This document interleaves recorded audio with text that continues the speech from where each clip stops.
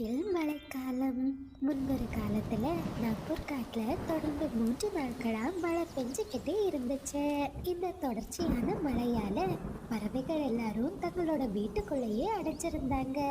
அந்த காட்டோட நடுப்பகுதியில ஒரு உயரமான ஆலமரத்துல மயிலம்மாவோட வீடு இருந்துச்சு.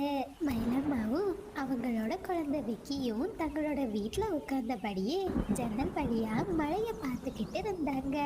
அம்மா, இந்த மழை எப்பமா நிக்கும்? எனக்கு வெளியே விளையாட போகணும்னு ஆசையா இருக்கு. கண்ணா விக்கி, மழை பெய்யறது ரொம்ப நல்லது. அப்பதான் நம்ம காடு எப்போதுமே செழிப்பா இருக்கும். ஆனா அம்மா, எனக்கு வெளியே விளையாட போகணுமா? நீ வீட்டுக்குள்ளேயே உட்கார்ந்து விளையாடு. அம்மா உனக்கு பிடிச்ச லட்டு செஞ்சு தரேன். அம்மா மயில் தான் மகனுக்கு பிடிச்ச லட்டை ரொம்ப சந்தோஷமா செய்ய ஆரம்பிச்சாங்க. அதே நேரத்துல குழந்தை விக்கியோ தன்னோட அறையில உட்கார்ந்தபடியே பந்து விளையாடிக்கிட்டு இருந்தா. திடீர்னு காட்டுல வேகமா காற்று வீச ஆரம்பிச்சது. அந்த காட்டுல ஆலமரத்தோட கிளை உடைஞ்சு மயிலம்மாவோட வீட்டின் மேற்கூரை ரொம்பவும் சேதமாகிடுச்சு. இதனால வீட்டுக்குள்ள நிறைய இடங்கள்ல விரிசல் ஏற்பட்டு தண்ணீர் வர ஆரம்பிச்சிடுச்சு. நம்மளோட வீடு இப்படி உடைஞ்சு போயிடுச்சேம்மா. பயப்படாதப்பா, இந்த சமயத்துல நாம இங்க இருக்கிறது பாதுகாப்பு இல்ல. நம்ம வேற எங்கேயாச்சும் போயிடலாம் அப்படின்னு சொன்ன மயிலம்மா முக்கியமான பொருட்களை மட்டும் ஒரு பேக்ல எடுத்துக்கிட்டு தான் வீட்டுல இருந்து வெளியே பறந்து போனாங்க. அப்படி போன மயிலம்மா தான் குழந்தைய கூட்டிக்கிட்டு கிளியோட வீட்டுக்கு வந்தாங்க. மிட்டு, இந்த மழையில யார் நம்ம வீட்டோட கதவை தட்டுறது? யாராச்சும் உதவிக்காகத்தான் தட்டுறாங்கன்னு நினைக்கிறேன். இரு, நான் பாக்குறேன் அப்படின்னு சொன்ன மிட்டு கிளி தான் வீட்டோட கதவை திறந்துச்சு. மயிலம்மா, நீங்களா? என்னாச்சு இந்த நேரத்துல என் வீட்டுக்கு வந்திருக்கீங்க? என் வீட்டோட மேற்கூரையில மரக்கிளை விழுந்துடுச்சு. என் வீடு முழுவதும் தண்ணி. இந்த மழை நிக்கிறது வரைக்கும் நாங்க உங்க வீட்டுல தங்கிக்கலாமா? ஐயோ மயிலம்மா, என் வீடு ரொம்ப சின்னது. நீங்க இங்கிருந்து கொஞ்சம் தூரம் போனீங்கன்னா ஒரு புறாவோட வீடு இருக்கு. அதனோட வீடு ரொம்ப பெருசு. நீங்க புறா கிட்ட போய் உதவி கேளுங்க. கிளி இப்படி சொன்னதுமே மயிலம்மா தான் குழந்தைய கூட்டிக்கிட்டு புறாவோட வீட்டை நோக்கி பறக்க ஆரம்பிச்சாங்க. அந்த நேரத்துல புறாவோ தான் வீட்டுக்குள்ள உட்கார்ந்தபடியே தன்னோட விருந்தாளிகள் கூட பேசிக்கிட்டு இருந்துச்சு. புறா, தயவு செஞ்சு நீங்களாச்சும் எனக்கு உதவி பண்ணுங்க. இந்த மழையில என் வீடு உடைஞ்சு போயிடுச்சு. மழை நிக்கிறது வரைக்கும் நான் உங்க வீட்டுல தங்கிக்கலாமா?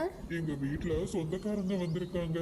இன்னும் கொஞ்ச தூரம் போனீங்கன்னா மலையோட பக்கத்துல ஜம்ஜமோட வீடு இருக்கு. அவன் உங்களுக்கு நிச்சயமா உதவி செய்வான். புறா இப்படி சொன்னதுமே மயிலம்மா தான் குழந்தைய கூட்டிக்கிட்டு ஜம்ஜமோட வீட்டை நோக்கி பறக்க ஆரம்பிச்சாங்க.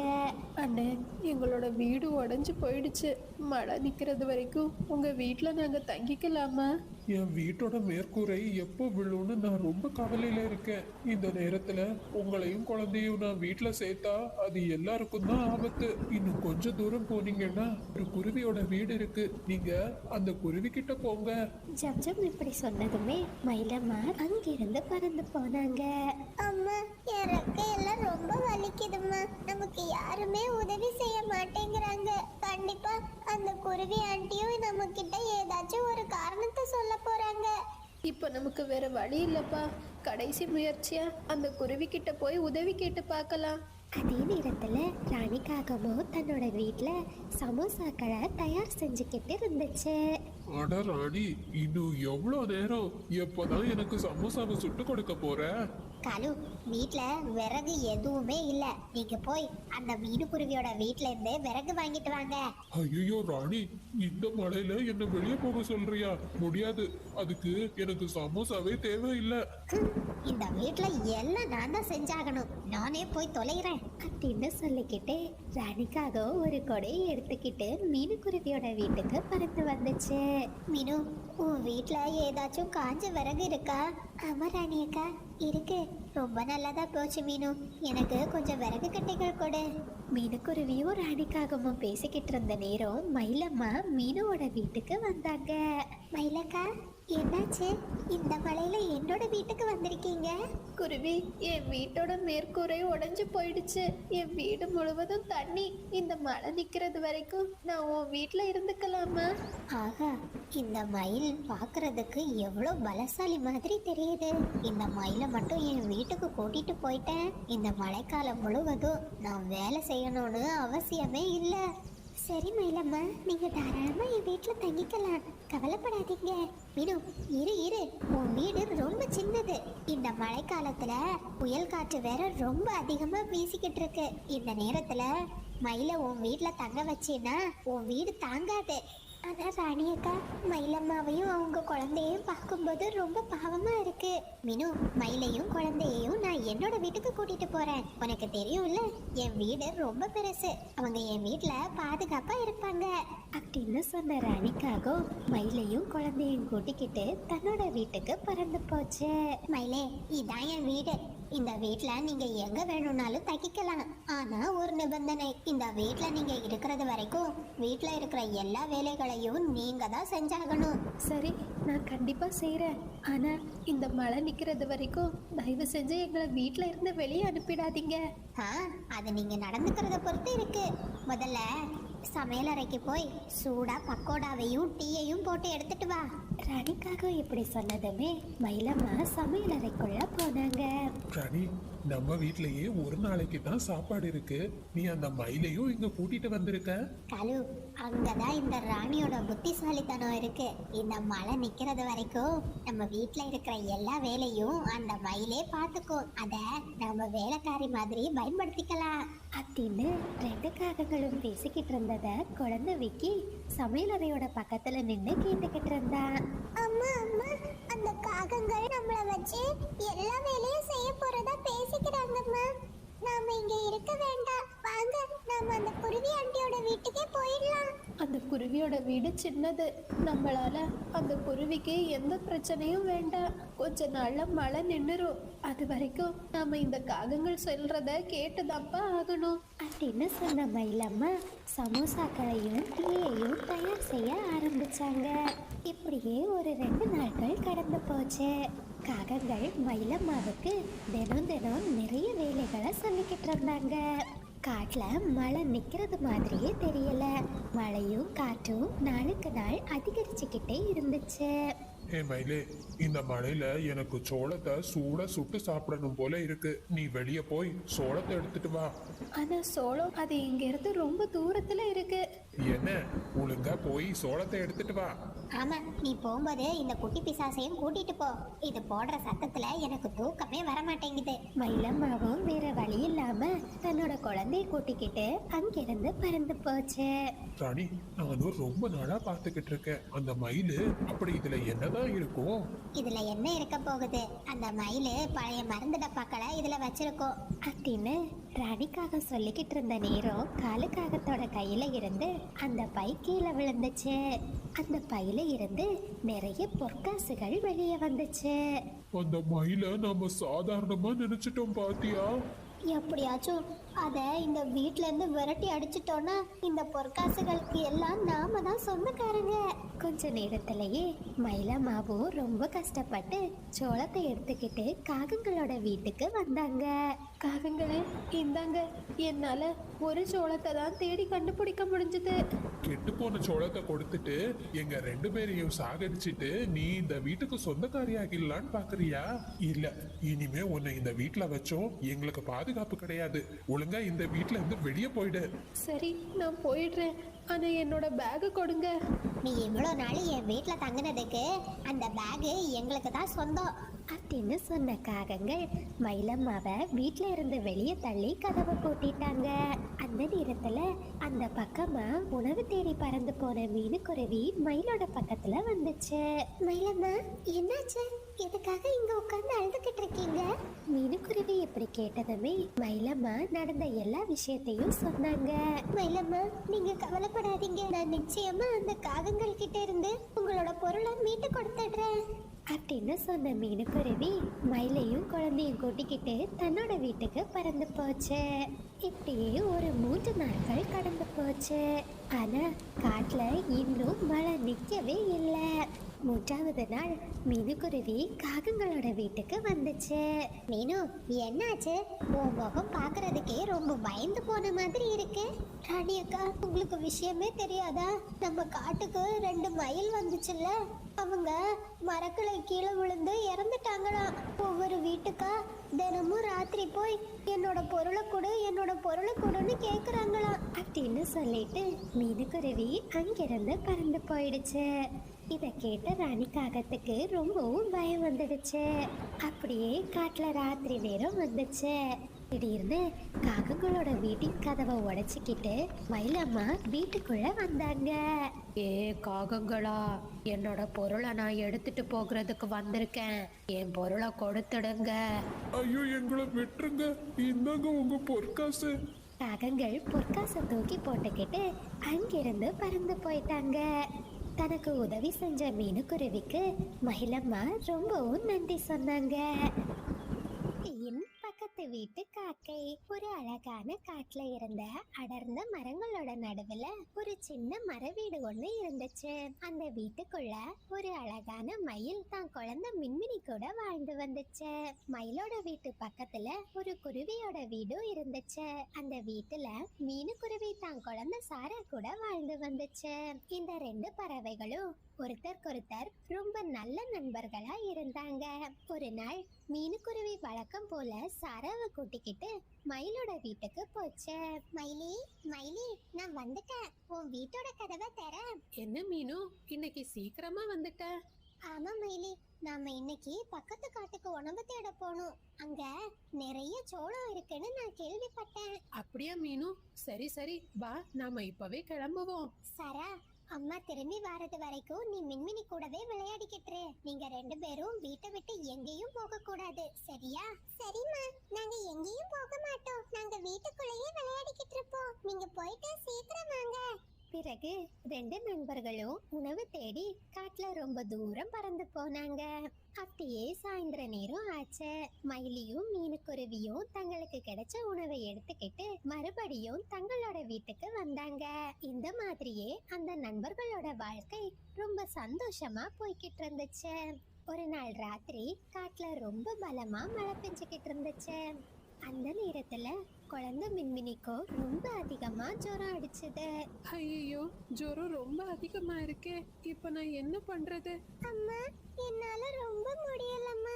எனக்கு உடம்பெல்லாம் வலிக்குது. ஏதாச்சும் மருந்து இருந்தா கொடுங்கம்மா. தங்கமே, வீட்ல ஒரு மருந்தும் இல்லம்மா. நான் மீனு ஆண்டி கிட்ட காய்ச்சலுக்கான மருந்து இருக்கான்னு கேட்டுட்டு வரேன் அப்படின்னு சொன்ன மயிலம்மா கொடையை எடுத்துக்கிட்டு மீனுக்குருவியோட வீட்டுக்கு வந்தாங்க. என்ன மயிலி, இந்த மழையில இங்க வந்திருக்க? என்ன விஷயம்? மீனு, மின்மினிக்கு ரொம்ப அதிகமா ஜுரம் அடிக்குது. உன் வீட்ல காய்ச்சலுக்கான மருந்து இருக்கா? இல்ல மயிலி, என் வீட்ல காய்ச்சலுக்கான மருந்து இல்ல. நம்ம காட்டுல இருக்கிற வைத்தியரும் இப்ப வெளியூருக்கு போயிருக்காங்க. இப்ப எங்க போய் மருந்து வாங்குறது? பக்கத்து காட்டுல உள்ள வைத்தியரோட வீடு எனக்கு தெரியும். நான் அங்க போய் மருந்து வாங்கிட்டு வரேன். நீ அது வரைக்கும் மின்மினிய பத்திரமா பாத்துக்கோ. சரி மயிலி, நீ கவலைப்படாம போயிட்டு வா. நான் மின்மினியை பாத்துக்கிறேன். பிறகு மயிலம்மா மருந்து வாங்குறதுக்காக பக்கத்து காட்டை நோக்கி பறந்து போனாங்க. அந்த நேரத்துல மயிலோட வீட்டுக்கு வந்த மீனுக்குருவி குழந்தை மின்மினிய கவனிச்சது. மயிலம்மா வைத்தியரோட வீட்டை நோக்கி ரொம்ப வேகமா பறந்துகிட்டு இருந்தாங்க. அந்த சமயத்துல ஒரு அருவிக்கரையோட பக்கத்துல இருந்த காலுக்காகவும் மயில பார்த்துச்சு. இந்த மயில் எங்க இருந்து வருதுன்னு தெரியலையே. ரொம்ப நாளா நான் ஒரு அழகான மயிலுக்காக தான் காத்துக்கிட்டு இருந்தேன். இந்த மயிலை எப்படியாச்சும் நம்ம வலையில விழ வைக்க வேண்டியதுதான். அப்படின்னு சொல்லிக்கிட்டு காலுக்காகவும் மயில கூப்பிட ஆரம்பிச்சது. ஏ மயிலே, எங்க போற? இங்க வா. காகத்தோட சத்தத்தை கேட்டதுமே அம்மா மயில் காகத்தை நோக்கி பறந்து போச்சு. என்ன காகமே, என்ன விஷயம்? சீக்கிரம் சொல்லு. மயிலே, நீ எந்த காட்டுல இருந்து வர? நான் உன்னை பார்த்ததே இல்லையே. நான் பக்கத்து காட்டுல இருந்து வரேன். என் குழந்தைக்கு ரொம்ப ஜுரம் அடிக்குது. அதனால தான் மருந்து வாங்குறதுக்காக இங்க வந்தேன்.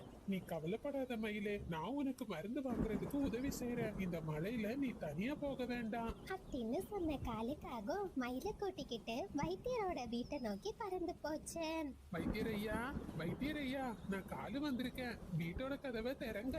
அட காலு, இந்த மலையில இங்க வந்திருக்க, உனக்கு உடம்பு சரியில்லையாப்பா? இல்ல வைத்தியர் ஐயா, இந்த மயிலோட குழந்தைக்கு ரொம்ப ஜுரம் அடிக்குது. காய்ச்சலுக்கான மருந்து வச்சிருக்கீங்களா? இந்த மழை சமயத்துல எல்லா குழந்தைங்களுக்கும் ஜுரம் வாரதுதான், பயப்பட வேண்டாம். நான் இப்பவே மருந்து எடுத்துட்டு வரேன். அப்படின்னு சொன்ன வைத்தியர் தான் வீட்டுக்குள்ள போய் காய்ச்சலுக்கான மருந்தை எடுத்தாரு. இத உன் குழந்தைக்கு 3 சொட்டு வச்சு 3 வேளை கொடு, காய்ச்சல் எல்லாம் சரியாகிடும். பிறகு காலுக்காகவும் மயிலும் மருந்தை வாங்கிக்கிட்டு மறுபடியும் அங்கிருந்து பறந்து போனாங்க. காகமே, உனக்கு ரொம்ப நன்றி. இந்த மழையில என்னால வைத்தியரோட வீடு எங்க இருக்குன்னே கண்டுபிடிக்க முடியல. நீ என் கூட வந்ததுனால தான் என்னால இப்ப மருந்து வாங்க முடிஞ்சது. நன்றி எல்லாம் எதுக்கு? உதவி செய்யறதுன்னா எனக்கு ரொம்ப பிடிக்கும். உன்கிட்ட ஒண்ணு கேட்கவா? என்ன காகமே, எதுனாலும் கேளு, நான் உனக்கு நிச்சயமா செய்யறேன். மயிலே, நான் ரொம்ப நாளா இந்த மரக்கிளையில தனியா தான் வசிக்கிறேன். உன் வீடு எங்க இருக்குன்னு சொல்லு. நான் உன் வீட்டோட பக்கத்திலேயே ஒரு மர வீடு கட்ட ஆசைப்படுறேன். அவ்வளவுதானா? நான் பக்கத்து காட்டுல ஒரு அத்தி மரத்தோட பக்கத்துல தான் வசிக்கிறேன். நீ தாராளமா என் வீட்டு பக்கத்துல வந்து வீடு கட்டிக்கோ. அப்படின்னு சொல்லிக்கிட்டு அம்மா மயில் அந்த மருந்தை எடுத்துக்கிட்டு மறுபடியும் தன்னோட வீட்டுக்கு போனாங்க. அப்படியே மறுநாள் பொழுது விடிஞ்சது. காலுக்காகும் காலையிலேயே மயிலோட வீட்டின் பக்கத்துல வீடு கட்டுற வேலைய தொடங்கிடுச்சு. இத பார்த்த மீனுக்குருவிக்கு காலுக்காகத்தின் மேல சந்தேகம் வந்துச்சு. காகமே, நீ எந்த காட்டுல இருந்து வர? நீ எதுக்காக இங்க வந்து வீடு கட்டிக்கிட்டு இருக்க? ஏ குருவி, நான் பக்கத்து காட்டுல இருந்து வரேன். நான் மயில் கிட்ட சொல்லிட்டு தான் இங்க வீடு கட்டிக்கிட்டு இருக்கேன். நீ எதை பேசணும்னாலும் மயில் கிட்ட போய் பேசிக்கோ. உடனே மீனுக்குருவி மயிலோட வீட்டுக்கு பறந்து போச்சு. மயிலி, நீ எதுக்காக அந்த காகத்தை இங்க வீடு கட்ட அனுமதிச்ச? ஒருவேளை அந்த காகத்தால நம்ம குழந்தைங்களுக்கு ஆபத்து வரலாம். அட மீனு, நீ கவலைப்படுற மாதிரி எதுவும் நடக்காது. அந்த காகம் ரொம்ப நல்ல காகம். நேத்தைக்கு மின்மினிக்கு மருந்து வாங்குறதுக்கு அந்த காகம் தான் எனக்கு உதவி பண்ணுச்சு. காலுக்காகமும் ரொம்ப சீக்கிரமாகவே அந்த 2 பறவைகளோட வீட்டின் நடுவுல தன்னோட வீட்டை கட்டிக்கிச்சு. இப்படியே சில நாட்கள் நகர்ந்துச்சு. ஒரு நாள் அம்மா மயில் அழுதபடியே மீனுக்குருவியோட வீட்டுக்கு வந்துச்சு. மீனு, மின்மினிய எங்கேயாச்சும் பாத்தியா? நான் எல்லா இடத்துலயும் தேடிட்டேன், எங்கேயுமே அவளை காணோம். அழாத, நாம 2 பேரும் சேர்ந்து மின்மினிய தேடலாம். நாம ஆளுக்கு ஒரு திசையில பறந்து போவோம். சீக்கிரம் மின்மினிய கண்டுபிடிச்சாகணும். அப்படின்னு பேசிக்கிட்டே 2 நண்பர்களும் மின்மினிய தேடி ஆளுக்கு ஒரு திசையில பறந்து போனாங்க. மின்மினி, மின்மினி, அம்மா எங்க இருக்க? அம்மா வந்திருக்கேன் பாரு. மின்மினி. மீனுக்குருவியோ ரொம்ப உயரமா பறந்து குழந்தை மின்மினிய தேடிக்கிட்டு இருந்துச்சு. அந்த சமயத்துல காலுக்காகமோ மின்மினிய கூட்டிக்கிட்டு ஒரு குகைக்குள்ள போறத மீனுக்குருவி பார்த்துச்சு. அந்த குகைக்குள்ள மோசமான கெட்ட எண்ணம் பிடிச்ச ஒரு தேவதை இருந்தாங்க. ஐயோ, எதுக்காக என்ன கூண்டுக்குள்ள அடைக்கிறீங்க? எனக்கு பயமா இருக்கு. என்ன விட்டுருங்க, நான் எங்க அம்மா கிட்ட போகணும். தேவதையே, நீங்க கேட்ட மாதிரியே அழகான இளம் மயில உங்ககிட்ட கொண்டு வந்து தந்துட்டேன். நீங்க சொன்னபடியே எனக்கு பொற்காசுகளை கொடுங்க. ரொம்ப நன்றி காகமே. இந்த மயில நான் சமைச்சு சாப்பிட்டா என்னோட இளமை இன்னும் அதிகரிக்கும். நீ கேட்டபடியே உனக்கு பொற்காசுகளை தரேன். அப்படின்னு சொன்ன அந்த மோசமான தேவதை காலுக்காகத்துக்கு பொற்காசுகளை கொடுத்துச்சு. அத வாங்கின காலுக்காக ரொம்ப சந்தோஷமா அங்கிருந்து பறந்து போச்சு. இது எல்லாத்தையுமே குகையோட பின்னாடி நின்ன மீனுக்குருவி கேட்டுச்சு. மோசமான காகம், என்னோட சந்தேகம் சரியா போயிடுச்சு. நான் எப்படியாச்சும் குழந்தை மின்மினிய மீட் ஆகணும். அந்த கெட்ட எண்ணம் பிடிச்ச தேவதையோ மின்மினிய சமைக்கிறதுக்காக மந்திரங்களை சொல்லி விறகடுப்பை எரிய வச்சாங்க. அந்த சமயத்தை பயன்படுத்திக்கிட்ட மீனுக்குருவி மெதுவா போய் மின்மினியோட கூட திறந்துச்சு. பிறகு மீனுக்குருவியும் மின்மினியும் ரொம்ப வேகமா அங்கிருந்து பறந்து போயிட்டாங்க. அட, என்ன இது? இந்த குட்டி மயில் எங்க போயிடுச்சு? என்கிட்ட இருந்த பொற்காசுகளை வாங்கிட்டு என்னை ஏமாத்திடுச்சு. அந்த காகத்தை நான் சும்மாவே விட மாட்டேன். ஹே தேவதையே, என்கிட்ட எந்த மயிலும் இல்ல, என்ன நம்பு. பொய் சொல்லாத. நீ அந்த குட்டி மயிலை என்கிட்ட கொடுக்கல, உன்னை கொன்னுடுவேன். அப்படின்னு சொன்ன தேவதை காகத்தை விடாம தரப்பிக்கிட்டு இருந்தாங்க. அந்த நேரத்துல குழந்தை மின்மினிய கூட்டிக்கிட்டு வீட்டுக்கு வந்த மீனுக்குருவி மயிலி கிட்ட நடந்த எல்லா விஷயத்தையும் சொல்லுச்சு. அட கடவுளே, அந்த காகம் எவ்வளவு மோசமானதா இருந்திருக்கு. இதுக்காக தான் அது என்கிட்ட ரொம்ப நல்லவன் போல நடிச்சிருக்கு. அப்படின்னு சொன்ன மயிலம்மா மறுபடியும் தான் குழந்தைய பார்த்து ரொம்ப சந்தோஷப்பட்டாங்க. நண்பர்களே, இது சப்ஸ்கிரைபர் விருப்பத்திற்கான நேரம். கிருஷ்விக், ஆரவ், நவீன் எல்லா குட்டீஸ்க்கும் ஒரு பெரிய ஹாய். கோபிகா, கார்த்திகா, விஷ்ணு எல்லா குட்டீஸ்க்கும் ஒரு பெரிய ஹாய். ரிஷித், இஷிகா 2 குட்டீஸ்க்கும் ஒரு பெரிய ஹாய். ஹாய் கல்பனா, பவிஷா, தியாஷ், அஸ்வின், சர்வேஸ் எல்லா குட்டீஸ்க்கும் ஒரு பெரிய ஹாய். ஹாய் கவி, ஸ்ரீஹரிஸ், சரஸ்வதி 2 குட்டீஸ்க்கும் ஒரு பெரிய ஹாய். சஞ்சய், சங்கமித்ரா 2 குட்டீஸ்க்கும் ஒரு பெரிய ஹாய்.